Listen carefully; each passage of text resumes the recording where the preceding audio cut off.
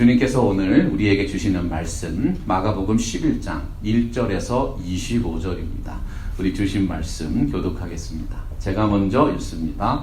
그들이 예루살렘에 가까이 와서 감난산 벳바게와 베다니에 이르렀을 때에 예수께서 제자 중 둘을 보내시며 이르시되 너희는 맞은편 나오너라.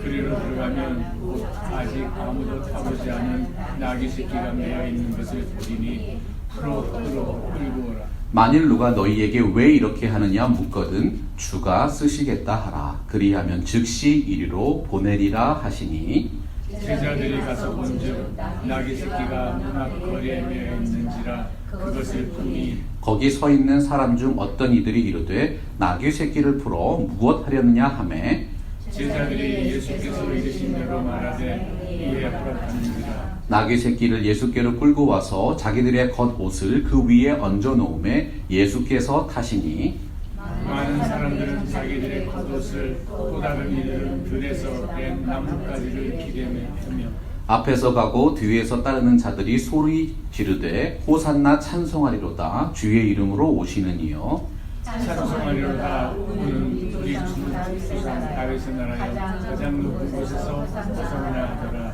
예수께서 예루살렘에 이르러 성전에 들어가사 모든 것을 둘러보시고 때가 이미 저물매 12 제자를 데리시고 베다니에 나가시니라. 이튿날 그들이 베다니에서 나왔을 때에 예수께서 시장하신지라. 멀리서 잎사귀에 있는 한 무화과 나무를 보시고 혹 그 나무에 무엇이 있을까 하여 가셨더니 가서 보신즉 잎사귀 외에 아무것도 없더라. 이는 무화과의 때가 아님이라. 예수께서 나무에게 말씀하여 이르시되 이제부터 영원토록 사람이 내게서 열매를 따먹지 못하리라 하시니 제자들이 이를 듣더라. 그들이 예루살렘에 들어가니라. 예수께서 성전에 들어가사 성전 안에서 매매하는 자들을 내쫓으시며 돈 바꾸는 자들의 상과 비둘기 파는 자들의 의자를 둘러 엎으시며 아무나 물건을 가지고 성전 안으로 지나다님을 허락하지 아니하시고 이에 가르쳐 이르시되 기록된 바 내 집은 만민이 기도하는 집이라 칭함을 받으리라고 하지 아니하였느냐. 너희는 강도의 소굴을 만들었도다 하시매 대제사장들과 서기관들이 듣고 예수를 어떻게 죽일까 하고 꾀하니 이는 우리가 다 그의 교훈을 놀랍게 여김으로 그를 두려워하느니라. 그리고 날이 저물매 그들이 성 밖으로 나가더라. 그들이 아침에 지나갈 때에 무화과 나무가 뿌리채 마른 것을 보고 베드로가 생각이 나서 여짜오되 랍비여 보소서 저주하신 무화과 나무가 말랐나이다. 예수께서 그들에게 대답하여 이르시되 하나님을 믿으라. 내가 진실로 너희에게 이르노니 누구든지 이 산더러 들리어 바다에 던져지라 하며 그 말하는 것이 이루어질 줄 믿고 마음에 의심하지 아니하면 그대로 되리라. 그러므로 내가 너희에게 말하노니 무엇이든지 기도하고 구하는 것은 받은 줄로 믿으라. 그리하면 너희에게 그대로 되리라. 25절 함께 선포합니다. 서서 기도할 때에 아무에게나 혐의가 있거든 용서하라. 그리하여야 하늘에 계신 너희 아버지께서도 너희 허물을 사하여 주시리라 하시니라. 아멘. 하나님의 말씀입니다. 할렐루야. 우리 주 예수 그리스도의 회복의 능력이 여러분의 삶에 가득하시기를 주님의 이름으로 축복합니다. 영국의 극작가요 시인인 올리버 골드스미스는 인생의 고난과 역경을 통찰하는 많은 작품으로 좋은 평가를 받은 인물입니다. 그분의 대표작 다 알고 계시죠? 지는 것이 이기는 것이다. 계속되는 실패 속에서도 끝까지 포기하지 않습니다. 언제나 밝은 인생을 살게 만들었던 신앙의 힘을 전파한 작품이에요. 중요한 것은 골드스미스가 전파했던 인생의 지혜들이 자신의 삶과 무관하지 않았다는 데 있습니다. 그는 목사가 되려고 영국의 최고의 신학교를 졸업했는데 실패합니다.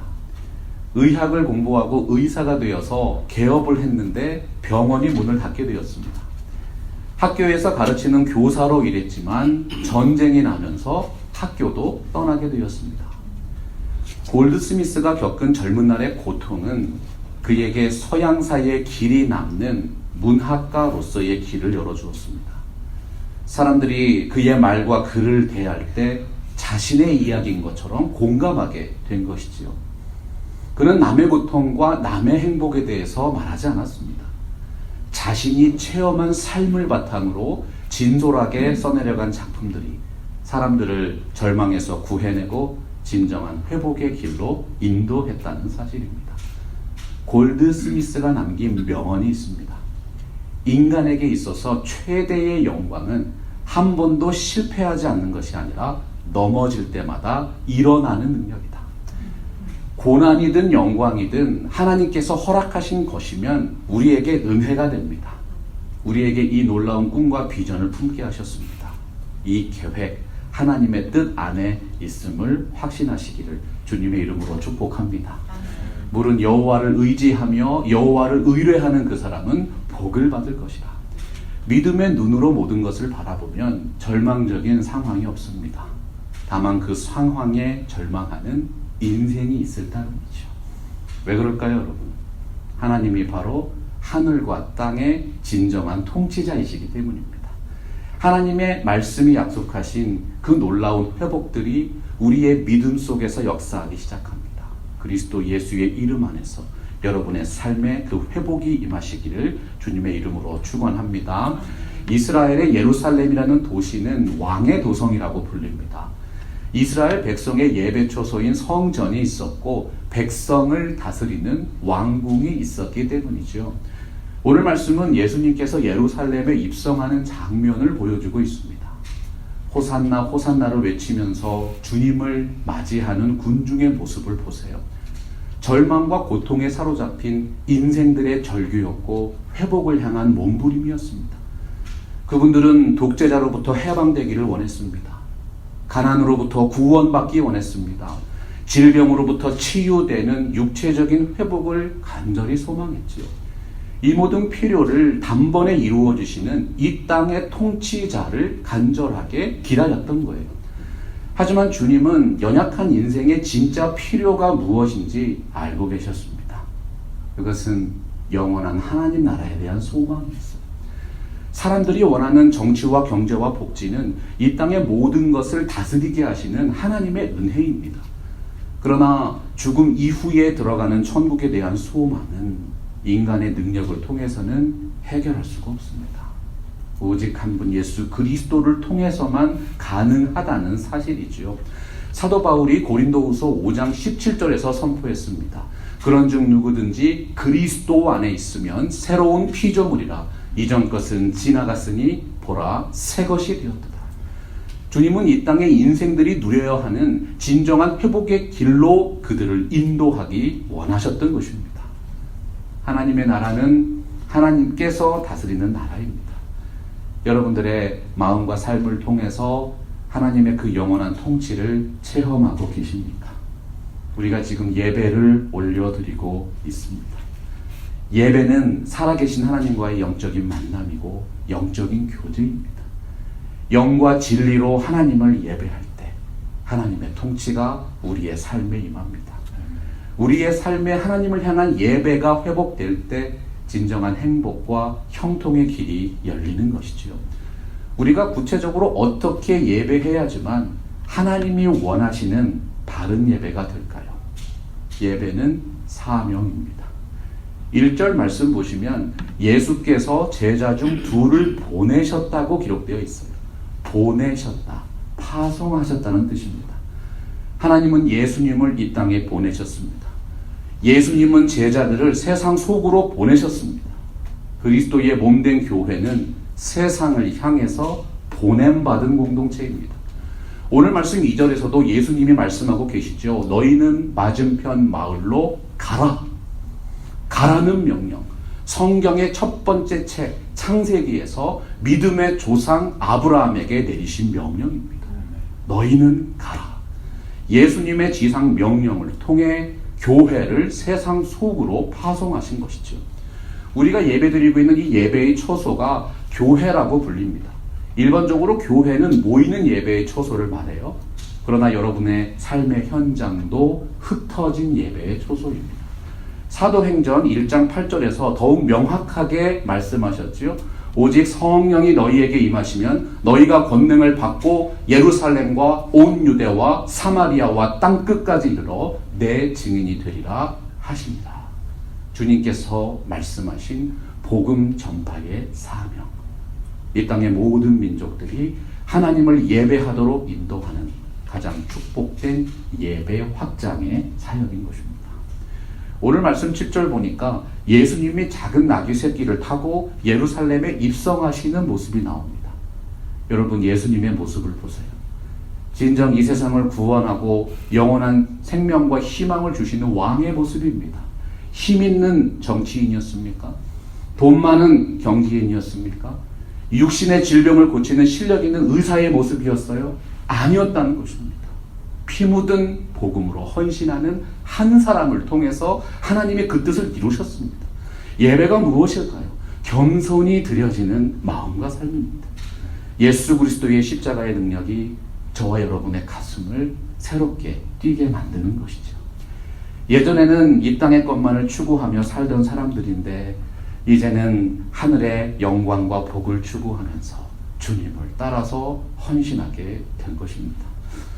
어떤 분들은 예수 믿으면 병도 고침받고 돈도 많이 벌고 세상을 지배하는 권력자가 될 것이라고 기대하고 있어요. 그런데 오늘 말씀 보세요.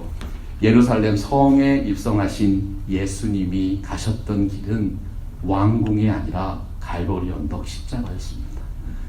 바울이 고린도전서 1장 24절에서 고백했지요. 오직 부르심을 받은 자들에게는 유대인이나 헬라인이나 그리스도는 하나님의 능력이요 그리스도는 하나님의 지혜니라. 유대인들은 능력을 원하고 헬라인은 지혜를 원합니다. 그러나 우리 그리스도인들은 예수님의 십자가 외에는 아무것도 자랑할 것이 없습니다. 예수님을 진짜로 만난 사람들의 삶에는 골고다 언덕 십자가에 대한 무한한 신뢰와 감사가 있는 것이죠. 찬송가 150장 갈보리 산 위에 가사를 기억하십니까? 멸시천대 받은 주의 십자가에 나의 마음이 끌리도다. 귀한 어린 양이 세상 죄를 지고 험한 십자가 지셨도다. 죄우 승리를 얻기까지 주의 십자가 사랑하리. 빛나며 유관 받기까지 험한 십자가 붙들겠네. 오늘날 우리가 교회에서 이 찬양 올려드립니다. 우리가 고백하는 이 찬양이 마음과 삶의 영원한 고백이 되기를 간절히 소원하는 것이죠. 예수님이 타셨던 작은 나귀는 이미 주인이 있었습니다. 2절 말씀 보면 마을로 들어가서 나귀 새끼를 보거든 그냥 끈을 풀고 끌고 오너라 제자들에게 시키셨어요. 그리고는 3절에서 말씀하십니다. 만일 누가 너희에게 왜 이렇게 하느냐 묻거든 주가 쓰시겠다. 얼마나 곤란한 상황이에요. 남의 나귀를 가져오면서 양회도 구하지 않고 주께서 쓰실 것이다. 말만 하면 된다는 것이죠. 순종하기가 상당히 어려운 말씀입니다. 4절과 5절 보세요. 제자들은 그저 예수님께서 말씀하신 대로 나귀를 풀어서 끌고 오려고 합니다. 사람들이 물었습니다. 주님께서 시키는 대로 대답했습니다. 어떤 일이 일어났지요? 6절 보십시오. 제자들이 예수께서 이르신 대로 말하는데 이에 허락하는지라. 오늘날 세상은 첨단 과학기술과 인간 중심적인 문화들을 통해서 우리의 생각을 지배하고 있습니다. 하나님의 말씀을 있는 그대로 믿고 순종하는 신앙보다는 말씀을 판단하고 말씀을 제안하는 허약한 믿음으로 우리를 이끌고 있는 거예요. 예수님께서 보내신 제자들의 삶을 보십시오. 이르신 대로 말하고 이르신 대로 순종하는 신앙이었습니다. 예수님을 믿되 너무 어렵게 믿을 필요가 없다는 것입니다. 말씀대로 믿고 말씀대로 고백하고 말씀대로 기도하고 말씀대로 순종하면 하나님이 역사하신다. 나의 나된 것은 하나님의 은혜로 된 것이라. 진정한 예배자의 삶으로 우리를 인도해 주시는 것이죠. 순종하는 자가 누리는 예배의 능력이 우리의 언어와 삶을 통해서 나타납니다. 예배가 무엇인가? 말씀에 대한 순종입니다. 예수님이 너무나도 간단하게 말씀하셨어요. 주께서 쓰시겠다 하라. 주님을 향한 바른 예배를 회복할 때 우리의 삶의 영적인 회복이 시작됩니다. 오늘 말씀 11절 보니까 예수께서 예루살렘에 이르러 성전에 들어가사 모든 것을 둘러보셨다고 기록되어 있습니다. 예수님은 사람들이 자신을 지지하고 자신을 높이는 그 순간에도 군중을 선동해서 정치 세력화하거나 그들이 원하는 기적을 일으키지 않으셨습니다. 예수님은 예루살렘에 들어가셔서 가장 먼저 하나님의 성전을 둘러보셨어요. 주님의 관심사는 택한 백성들의 죄의 문제를 해결하는 거룩함의 회복에 있었던 것이죠. 이 모습을 보세요. 정치적인 혁명을 원하는 군중들의 요구와는 전혀 다른 행보가 아닙니까? 세상적인 눈으로 보면 지극히 어리석고 미련한 모습이에요. 누군가를 정말로 사랑하면 마음이 아프고 간절해집니다. 주님의 인생의 최우선순위가 무엇이었어요? 더럽혀진 성전을 가장 먼저 돌아보시는 거예요. 그 성전을 바라보면서 죄에 빠진 인생들을 마음으로 품고 가슴 아파 하셨던 것이죠. 예레미야 31장 20절 보면 그를 위하여 내 창자가 들끓으니 내가 반드시 그를 불쌍히 여기리라. 하나님께서 말씀하셨습니다. 예수님은 하나님 아버지의 마음을 품으셨어요. 죄로 인해서 죽어가는 영혼들을 오염된 성전의 모습으로 보신 것입니다. 영혼을 구원하시려는 예수님의 열정은 다음날 아침 일찍 일어나서 성전을 향해 나아가시는 신실한 삶으로 표현되었습니다. 하나님이 허락하신 사명의 길에서 발견하신 것이 무엇입니까? 잎사귀만 무성한 무화과 나무입니다. 무언가 먹을 것이 좀 열렸을까 살피셨는데 안타깝게도 아무런 열매가 없습니다. 멀리서 보기에는 화려하고 풍성해 보이는 나무인데 가까이 가서 자세히 보니까 하나님이 기뻐할 만한 아무런 열매가 없었다는 것입니다. 이스라엘의 무화과 나무는 3월쯤에 순이 나기 시작해서 5월이나 6월경에 완숙한 열매를 맺게 되죠. 그런데 오늘 말씀은 6월절이 가까운 4월에 일어난 사건입니다. 아직 많은 열매를 맺을 때는 아니지만 그래도 앞으로 큰 열매를 이룰 수 있는 작은 열매들을 품고 있어야 합니다. 그러할 가능성이 없어 보였다는 뜻입니다. 무화과 나무는 이스라엘을 상징합니다. 열매 맺을 가능성이 전혀 없는 나무. 여러분, 그것이 당시 예루살렘 성전의 실상이었습니다. 당시 헤롯이 지은 성전은 화려하기가 그지없었습니다. 아름다운 것들로 치장한 웅장한 건물이었습니다. 그러나 성전에 드나드는 인생들은 어땠습니까?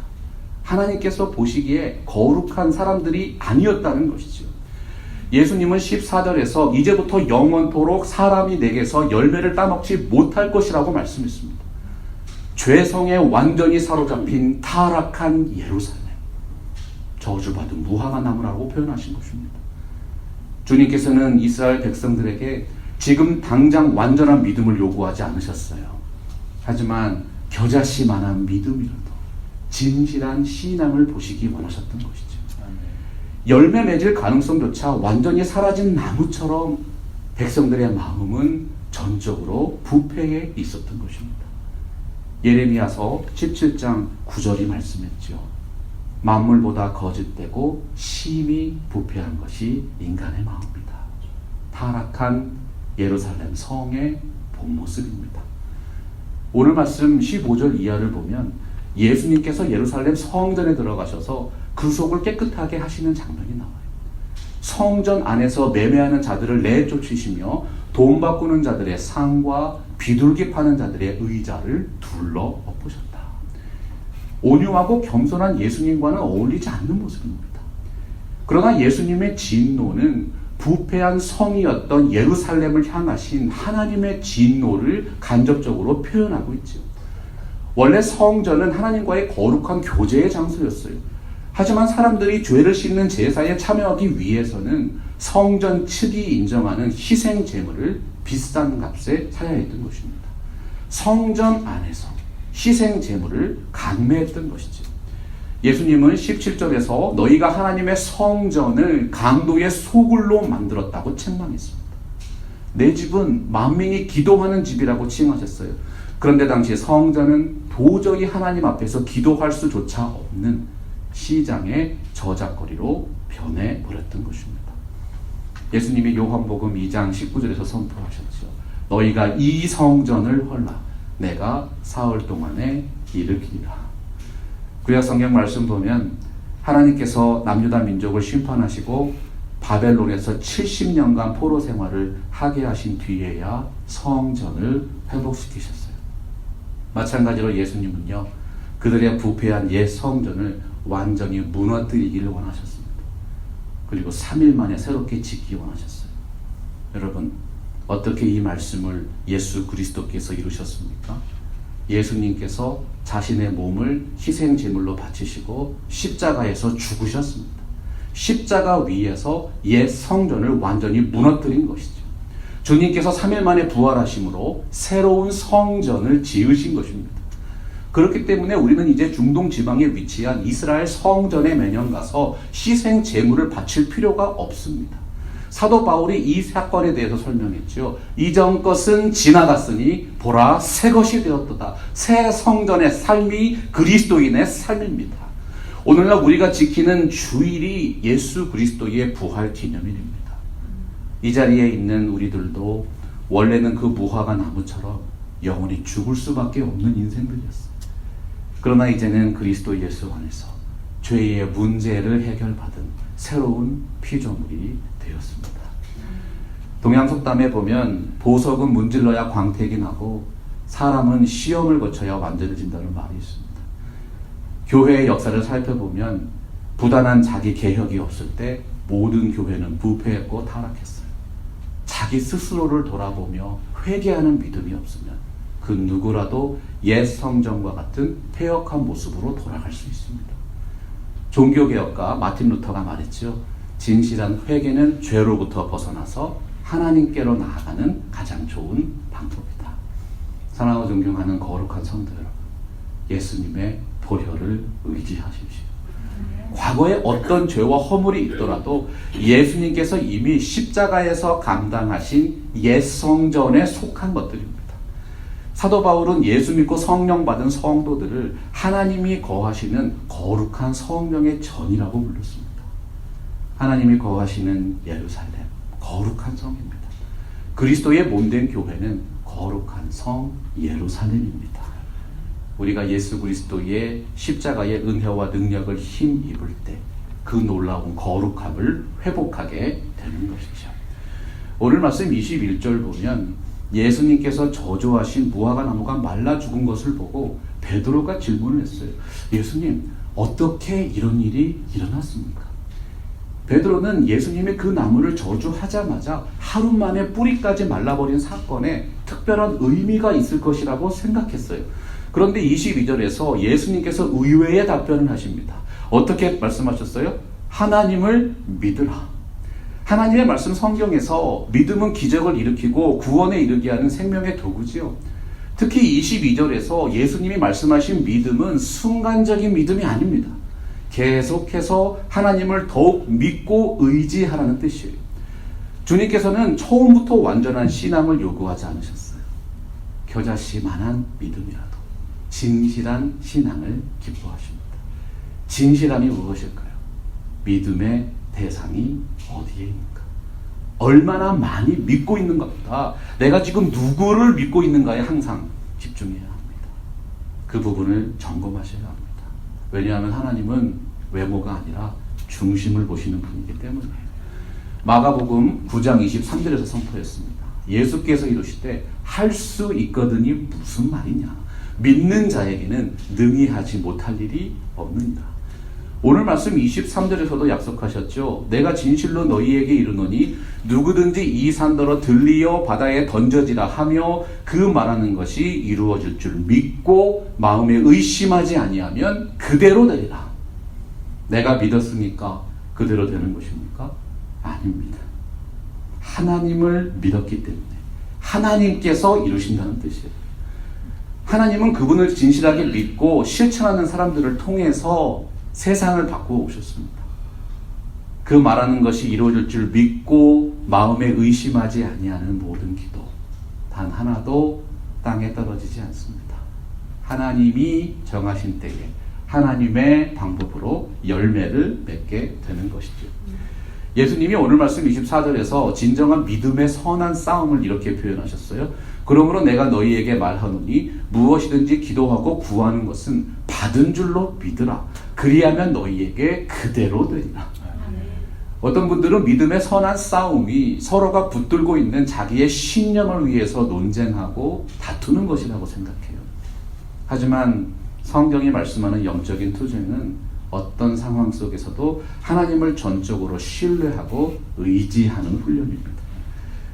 우리가 오늘 눈으로 보고 귀로 듣는 상황들은 혼란스럽고 절망적일 수 있습니다. 그러나 무엇이든지 기도하고 구하는 것은 받은 줄로 믿으십시오. 기도하는 일은 현재형으로 되어 있어요. 그런데 받는 것은요, 미래형으로 되어 있습니다. 우리가 지나가 버린 과거를 바꿀 수 있습니까? 우리는 언제나 현재에서 행동합니다. 그리고 미래를 소망하며 살아가는 것이죠. 하나님을 믿으라. 믿으면 하나님께서 이루어 주신다는 것입니다. 바울은 디모데전서 4장 7절에서 망령되고 허탄한 신화를 버리고 경건에 이르도록 내 자신을 연단하라고 했습니다. 운동선수는 연단하는 사람입니다. 금메달을 따기 위해서 매일매일 부단하게 훈련합니다. 우리도 마찬가지로 하나님을 향한 믿음을 더욱 견고하게 세워가는 견건에 이르는 연습을 해야 한다.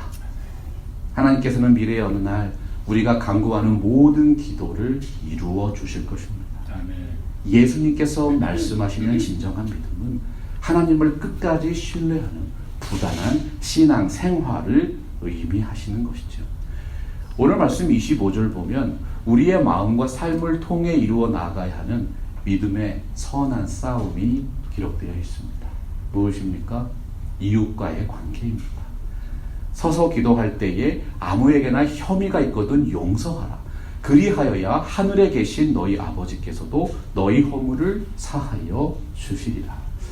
어떤 사람이 죄를 짓고 처벌 대상이 되면 혐의가 있다고 말해요. 용서가 무엇입니까? 서로 의심하고 정죄했던 혐의를 푸는 것입니다. 우리가 기도할 때마다 형제를 미워하는 나의 죄를 먼저 회개하고 그분을 전심으로 용서해야 합니다. 왜냐하면 우리들은 용서받은 사람들이기 때문이에요. 예수 그리스도의 보혈의 은총을 통해서 하나님께서 우리를 용서해 주셨습니다. 서양 경원에 보면 무덤가에서 흘리는 가장 뼈아픈 눈물이 무엇인가? 이 땅에서 살아갈 때 미처 용서하지 못한 마음의 흔적이라고 했습니다. 인생의 마지막 날이 가까울수록 우리의 마음의 흔적을 깨끗하게 하기를 간절하게 소원합니다. 이웃을 향한 혐의를 풀지 않으면 미움과 비판과 정죄의 짐이 우리의 마음과 영혼을 짓누르죠. 용서는 무엇인가? 그 죄악의 짐을 던져버리는 것. 마음의 부담을 주님께 맡겨버리는 것입니다. 가장 아름다운 용서가 어떤 모습으로 나타날까요? 혐의가 있는 그 영혼을 위해서 기도하는 것입니다. 감람산만큼이나 무거운 죄악의 산이 세상에 있는 모든 영혼들을 짓누르고 있어요. 그 영혼을 품고 올리는 눈물의 기도, 그들의 마음을 뒤흔들 것입니다. 그 무거운 죄짐을 사해 바다에 던져버리게 만들 것입니다. 예수님께서 말씀하시고 약속하신 기적을 일으키는 기도입니다. 세상을 구원하는 기도고 하늘의 능력을 실행하는 기도라는 것이죠. 기도의 아버지 조지 물러가 말했어요. 당신이 진정으로 하나님을 신뢰한다면 상황을 뛰어넘는 믿음의 기도를 실천할 수 있다. 타락한 세상 속에서 선하게 살아가려고 애쓰는 그리스도인들 만나보세요. 고운 모양이 있습니까? 흉체가 없는 것처럼 보입니다. 고린도전서 1장 26절에서 말씀했죠. 하나님께서 우리를 어떻게 부르셨는지 보라고 했습니다. 하나님은 이 세상에 없는 것들과 천한 것들과 미련한 것들을 들어쓰셔서 세상에 있는 것들과 높은 것들과 지혜 있는 것들을 부끄럽게 만드십니다. 세상이 생각하기에 가장 미련하고 어리석어 보이는 것이 무엇일까요? 하나님의 말씀과 기도의 능력을 신뢰하는 사람들입니다. 무화과 나무가 말라 죽은 신비한 사건을 머리로 이해하려고 하는 베드로에게 예수님 말씀하셨어요. 하나님을 믿으라. 우리가 하나님을 믿는 즉시 인생의 모든 문제가 해결되지 않습니다. 그런데 하나님은요, 우리가 그 문제를 헤쳐나갈 믿음과 지혜와 능력을 주십니다. 그리고 우리와 함께 동행해 주시는 것이죠. 날마다 하나님의 말씀을 묵상하고 간절하게 기도하십시오. 주일에는 주의 전에 나와서 말씀을 듣고 찬양하며 기도하십시오. 출근하는 차 안에서도 기도하세요. 일하시는 동안에도 기도하세요. 어떠한 상황 속에서도 영혼의 안테나를 천국에 고정시키고 깨어서 기도해야 합니다. 이것이 예루살렘입니다. 예루살렘은 우리의 마음과 삶의 중심입니다. 우리가 믿음의 기도를 회복하면 세상 속에서의 삶이 놀랍게 회복되는 것이죠. 미래를 소망하면서 언제나 현재에서 행동하고 살아가는 진정한 믿음의 사람들로 살게 되는 것입니다. 바람이 몹시 부는 어느 날 바다에 거센 풍랑이 일고 있었어요. 그날도 어김없이 노련한 해녀들은 바닷속으로 뛰어들어서 해산물을 해냅니다. 이것을 지켜보고 있던 사람이 질문했습니다. 이렇게 바람이 불고 풍랑이 거센 날에도 어떻게 바닷속으로 들어갔어요? 그때 한 해녀가 대답했습니다. 풍랑이 바다 위에 있지 바다 속에도 있나요? 우리가 살아가는 현실은 바다 위입니다. 그러나 예수 그리스도 안에 있는 신앙은요, 깊은 바닷속과 같습니다. 하나님을 전심으로 의지하는 믿음의 세계 속으로 들어가면 삶의 껍질에서 일어나는 사건이 그렇게 크게 느껴지지 않습니다. 그 문제 사라진 것 아닙니다. 우리가 현실 도피하는 것도 아닙니다. 다만 그 문제와 현실을 지배하시는 진정한 주인이 누구신가? 우리가 가슴 깊이 깨닫고 신뢰하게 되는 것이죠. 사랑하고 존경하는 성도 여러분, 예루살렘은 회복의 도성입니다. 바른 예배를 회복할 때 우리의 신앙이 회복됩니다. 십자가의 능력을 힘입을 때 우리의 거룩함이 회복됩니다. 믿음의 기도를 회복하면 우리의 삶이 회복될 것입니다. 세상은 이 땅의 것만을 바라보았기 때문에 예수님을 십자가에 못 박았어요. 그러나 예수 그리스도는 그 고난의 십자가를 통해서 영광스러운 승리를 이루셨습니다. 아멘. 우리의 승리도 마찬가지 아니겠어요? 하나님을 의지하는 믿음은 짙은 안개를 꿰뚫어보는 레이더와 같다. 여러분, 주님께서 이 땅에 반드시 다시 오십니다. 아멘. 바로 그날 말씀하실 거예요. 잘하였도다. 착하고 충성된 종아. 이러한 칭찬을 받을 수 있는 아름답고 거룩한 예루살렘이 되시기를 우리 주 예수 그리스도의 이름으로 간절하게 축원합니다. 말씀 앞에서 경외함으로 주께 홀로 섭니다. 생명의 말씀 읽고 순